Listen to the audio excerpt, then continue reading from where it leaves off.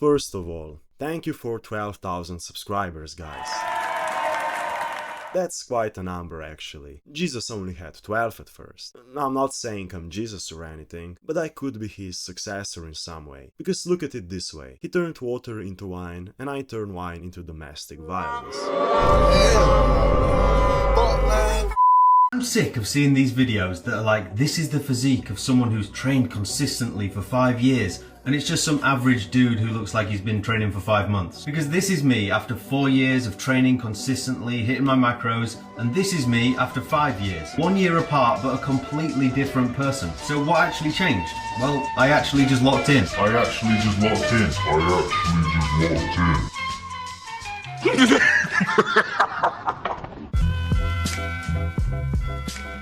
You know, despite all the jokes I make in my videos, it actually takes quite a lot to really piss me off these days. I mean, I'm an adult after all, and I've learned how to control my emotions, for the most part. But every now and then, some truly brain-dead, obnoxious idiot stumbles into my life, with an ego higher than the cruising altitude of a commercial airplane, and an IQ that's swimming somewhere at the Mariana Trench. And just a few days ago, I had the pleasure of crossing paths with exactly that kind of low life form. The topic: PEDs, specifically how this clown tried to downplay their role in muscle growth. And see, that's where I draw the fucking line, because this topic is pretty close to me. I'm a natural lifter and always have been. I spent years doing my own research on how genetics and individual variability affect natural muscle growth. So when I see some roid-scrambled meathead mocking natural lifters for being smaller than him, acting like they are lazy pussies and that they are quote-unquote skinny because they don't know how to push hard, yeah, that does get under my skin. For the sake of this video, let's call the low life form I had the displeasure of speaking to Mr. Roidy. Now, Mr. Roidy was your classic small-town, hot-blooded, insecure juice monkey. Maybe 5'8", red skin like a boiled lobster, bulldog face, puffed up as if it had just been microwaved, and the verbal skills similar to my own, after I finish a bottle of 40% liquor, by myself. Anyway, the conversation started, as these things often do, with him running his mouth and me politely at first trying to inject some knowledge into a conversation where brain cells were clearly in short supply. But as always, when you challenge one of these chemically enhanced Cro-Magnons, their ego breaks. The insecurities come out and you get to watch them melt down like a fucking nuclear reactor when you put it in the hands of incompetent people.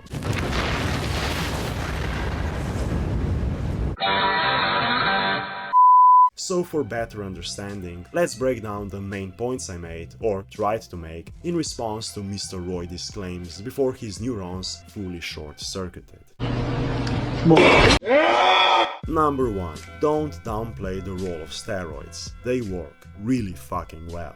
The amount of mental gymnastics some guys do to pretend PEDs are just a little help is insane. Unfortunately, this isn't even up for debate. Study after study to recent meta-analysis have shown that anabolic steroids can significantly increase lean muscle mass even without training. Let that sink in. So no, it's not your different mentality, it's not because you train harder than naturals, you fucking don't. You train like every other ego-driven gym bro, except you shoot needles into your anus so you grow regardless of how sloppy, inconsistent or misinformed you are. Steroids are not the cherry on top for people like Mr. Roidy, they're the whole fucking bakery. Number 2. The cherry on top argument falls apart under those guys' own results. If steroids really are just that final 5%, you know, just a nice little finishing touch, then how come you made barely 7 pounds of lean gains in your last 2 years as a natty, and then from the moment your balls started shrinking, you suddenly blew up by almost 20 pounds of lean muscle in under a year? Like, sometimes I wonder, are these guys even listening to themselves? You can't claim it's just optimization, because if nothing else, the math doesn't lie. Number 3. It wasn't your magical split or some form of HIT Mike Manser circle jerk routine. You didn't crack some secret hypertrophy code, and it sure as shit wasn't your new approach like low volume, high intensity training that did the trick. You're not some misunderstood genius following the sacred words of Mike Manser or whoever. You're just another roid head pretending your gains are the result of some training wizardry and your supposed higher knowledge. So stop gaslighting naturals, especially beginners, into thinking that they are training wrong just because they don't follow your cult-like obsession with whatever training method of certain bodybuilder you decided to degrade for some reason. Number 4. You can get away with a ton of shit while on gear. Now this one is important. When you are enhanced, or at least on doses higher than just HRT, you can fuck around a lot, so to speak. Definitely much more than someone who is a lifetime natural. You can mess with volume, intensity, frequency, you can go too low, too high, even be inconsistent from time to time, and still grow. Because, to some extent of course, the drugs cover your ass. And the worst part, most of these troglodytes are too lost in the sauce, literally, to even realize it. It's pure comedy how they think they're some kind of training geniuses, when in reality, half of them barely made it through elementary school.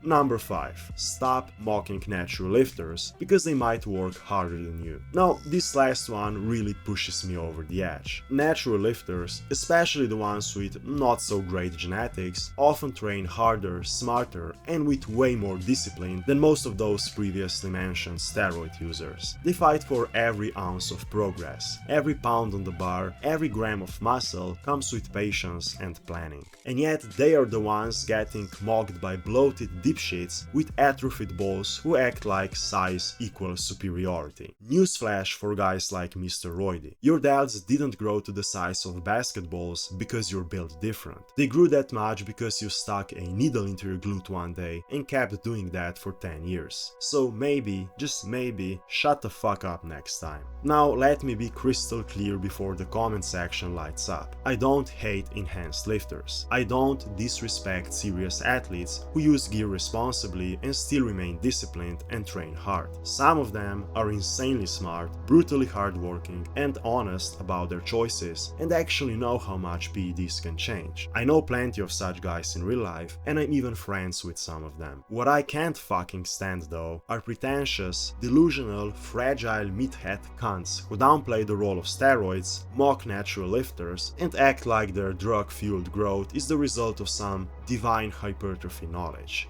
Because it's not. Thanks for watching, Sunshines. See you next time.